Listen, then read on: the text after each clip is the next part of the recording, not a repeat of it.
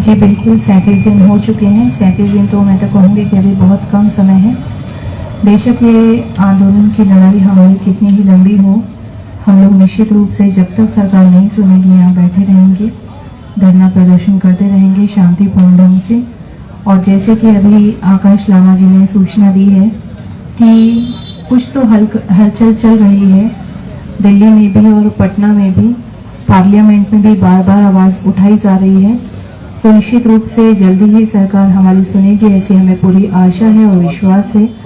जैसे कि उन्होंने सूचना दी है कि कुछ हलचल हुई है, तो ये हलचल निश्चित रूप से हमें सफलता दिलाएगी। सरकार से क्या उम्मीद रख रहे हैं? हम सरकार से यही उम्मीद कर रहे हैं कि वो बौद्धों को न्याय देंगे, क्योंकि हम लोग कोई भीख नहीं मांग रहे हैं बल्कि अपना अधिकार मांग रहे हैं। तो हमारा जो बीटी एक्ट 1949 को निरस्त करने का प्रस्ताव है, हमें पूरी उम्मीद है कि सरकार हमें न्याय देगी और ये बीटी एक्ट 1949 को निरस्त करके, रद्द करके नया बीटी एक्ट बनाएंगी और बीटीएमसी कमेटी में सभी बौद्ध लोग होंगे, ऐसी हमें आशा है। लड़ाई को लड़ने के लिए कोर्ट जाना पड़ता है, लेकिन आप लोग 37 दिन धारणे बैठे हैं। जी बिल्कुल, हम लोग गए हैं, कोर्ट भी गए हैं। आकाश लामा जी से आपको जानकारी समय समय पर मिलती रही होगी, लेकिन कहीं पर हमारी कोई सुनवाई नहीं हो रही है। आखिरकार जो बहुजन समाज है, उन्हें इसी तरीके से वर्षों से संघर्ष करना पड़ा है। धरना, रैली, भूख हड़ताल आदि के माध्यम से भी बाबा साहेब ने कितने सारे आंदोलन इसी प्रकार से किए और सफल भी हुए। तो हमें भी पूरी आशा है कि हम भी इस तरह से धरना प्रदर्शन के माध्यम से, क्योंकि सीधे तरीके से इस देश में बहुजनों को कभी कुछ मिला नहीं है, बहुजनों को अपने लिए बहुत संघर्ष करना पड़ा है, तो निश्चित रूप से धरना प्रदर्शन से भी हमें सफलता मिलेगी, ऐसे हमें पूरी आशा है। बाबा साहेब ने जिस प्रकार हर आंदोलन में सफल हुए, उसी प्रकार हम भी सफल होंगे।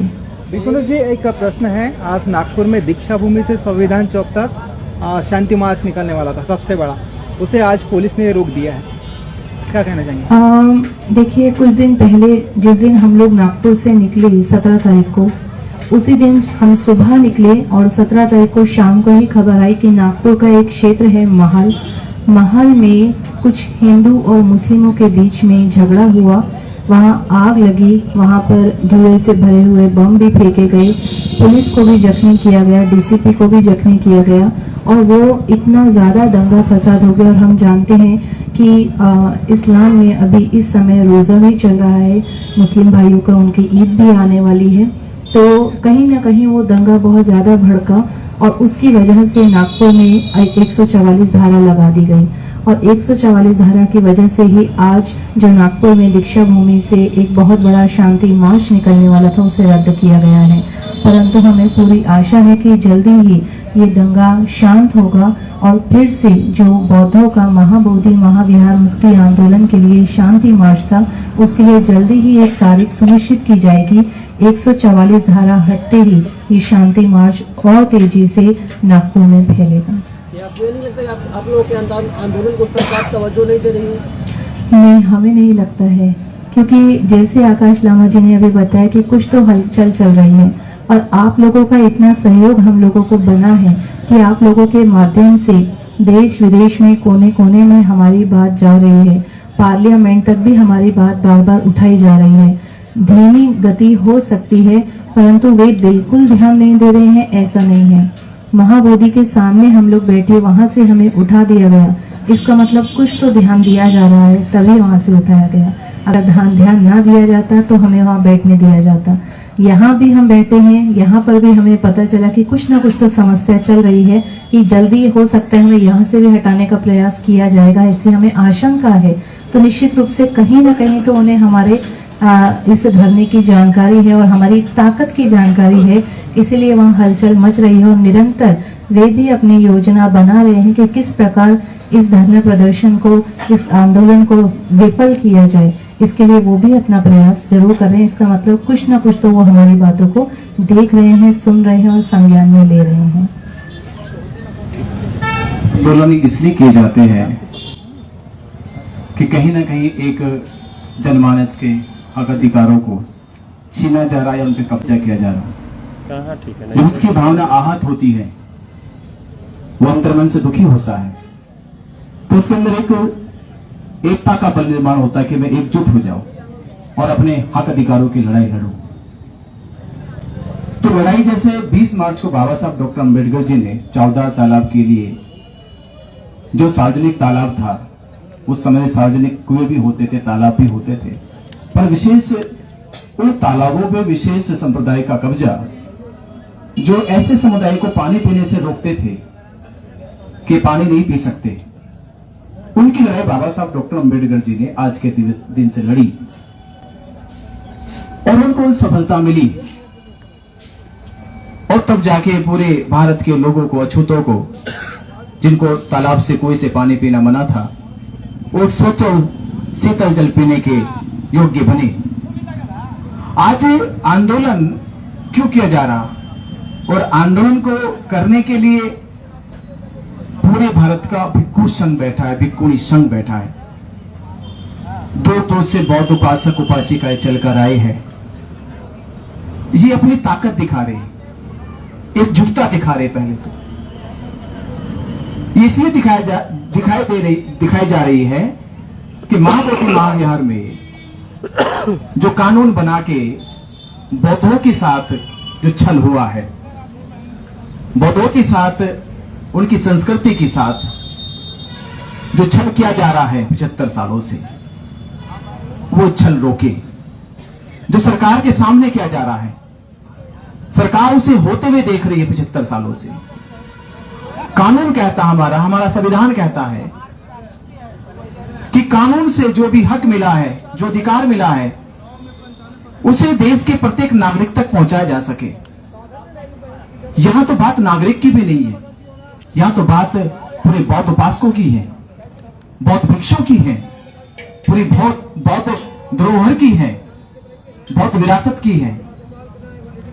तो लड़ाई जो 75 साल पहले ये बेटी एक्ट 1949 का कानून बनाया गया, उसको रद्द करने की लड़ी जा रही है। तो उसके लिए मैं 3 बातें कह रहा हूं। हमारा आंदोलन सफलता की ओर है, जिसका सबसे बड़ा प्रमाण है बौद्ध भिक्षु। हमारा आंदोलन सफलता की ओर है, जिसका सबसे बड़ा प्रमाण है कि भारत के कोने कोने से बौद्ध भिक्षु बैठा। दूसरी सफलता का कारण है कि बौद्ध भिक्षुओं में त्याग है, समर्पण लेकर बैठे। जो त्याग करके बैठा हो, समर्पण करके बैठा हो, उसे आप डरा नहीं सकते, आप उसे प्रलोभन नहीं दे सकते। तो निश्चय ही बौद्ध भिक्षुओं के इस नेतृत्व से महाबोधि महाविहार बेटी एक्ट का जो कानून है वो रद्द किया जाएगा। और तीसरा, ये आंदोलन जिस प्रकार से नियमित तौर पे चरणबद्ध तरीके से चल रहा है, हमारे सहयोग से, आप लोगों के सहयोग से, भारत के सभी बौद्ध भिक्षुओं के सहयोग से जो ये आंदोलन, धरना, प्रदर्शन, नियंत्रण अपनी गति से बढ़ता जा रहा है। जब आपने देखा 17 दिन पहले वहां से गोलंबर से उठाया गया, तो आपने देखा कितनी कम संख्या थी। पत्रकारों की भी संख्या कम थी, बौद्ध भिक्षुओं की भी संख्या कम थी, उपासकों की भी संख्या कम थी। पर आज 37वें दिन, आज संख्या आपकी भी बड़ी है, बौद्ध भिक्षुओं की भी बड़ी है, उपासकों की भी बड़ी है, और पूरे देश में खबर फैल गई है। तो खबर फैल गई है, इसका मतलब यह कि आपका आंदोलन बिल्कुल सही गति से जा रहा है, सफलता की ओर जा रहा है। ये 3 बड़े जो मुझे लगे उपलब्धि के और सफलता के कारण महाबोधि महाविहार आने वाले बुद्ध पूर्णिमा तक, 12 मई तक, यह हमारा विश्वास है, यह उम्मीद लग रही है हमें कि 12 मई तक जल्द से जल्द सरकार द्वारा कोई ना कोई घोषणा होगी। और 5 अप्रैल को प्रियदर्शी सम्राट अशोक के जन्म जयंती महोत्सव पर आंदोलन की तरफ से ये घोषणा कर दी गई है। कल जानकारी मिली कि कल आकाश लामा जी ने घोषणा की इस बारे में, किसी धरना प्रदर्शन स्थल पर जो लोग बिहार में या उत्तर प्रदेश में, महाराष्ट्र में या अलग अलग राज्यों में जहां प्रियदर्शी सम्राट अशोक की जन्म जयंती मनाई जाती है, आज बोध गया को जरूरत है कि वो सभी संस्थाएं, वो सभी सम्राट अशोक की जयंती मनाने वाले, उनके अनुयायी, धम्म उपासक इस बार की अशोक सम्राट जन्म जयंती बोध गया में मनाएं। क्यों बनाएं? क्योंकि सम्राट अशोक ने ही महाबोधि महाविहार को पहले सर्वप्रथम उसकी नींव रखी है, वंदन किया है, यहां पे साधना की है। तो अब आपको जिनकी सम्राट अशोक में श्रद्धा है, जो उनको अपना आदर्श मानते हैं, जो उनको अपना सम्राट मानते हैं, जो उनको अपना चक्रवर्ती महान राजा मानते हैं, अब उनको जरूरत है कि सम्राट अशोक के उस सपने को साकार करने की, जो सपना सम्राट अशोक ने देखा था। वो लोग, वो अनुयायी, वो उपासक बोध गया में आकर धरना स्थल पे पहुंचकर प्रियदर्शी सम्राट अशोक की जन्म जयंती मनाए। 5 अप्रैल को धरना स्थल पे पहुंचे। यही बात मैं और पूरे भिक्खु संघ को बहुत बहुत उनके त्याग को, उनके समर्पण को, कि जो अपना समय निकाल कर यहां आ रहे और आप लोग अपने इस कैमरे से, अपने इस मोबाइल से, सोशल मीडिया प्लेटफॉर्म से इस बात को देश और देश के बाहर पहुंचाने का काम कर रहे। मैं आप सभी का तहे दिल से बहुत बहुत धन्यवाद एक साधुवाद करता हूं। सवाल है, ये जो एक्ट है बीटे एक्ट 1949, ये संविधान 26 जनवरी 1950 से लागू हो गया। काफ़ी अपने लोगों का यह मत है कि ये जो कायदा है ये पहले का है, संविधान तो बाद में लागू हुआ, तो फिर अभी वैलिड क्यों है? देखिए, 6 जुलाई 1949 को ये एक्ट बनाया गया और 26 जनवरी 1950 को भारत का संविधान लागू हुआ।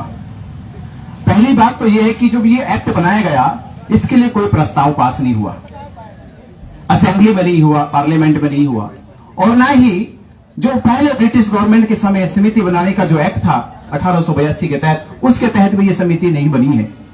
इसको अटेंडम बनाया गया है, एक कह सकते इमरजेंसी में बनाया गया।